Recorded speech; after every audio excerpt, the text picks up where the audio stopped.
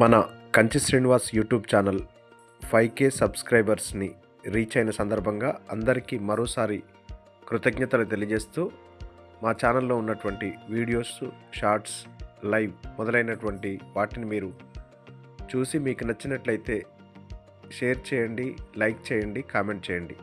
Thank you.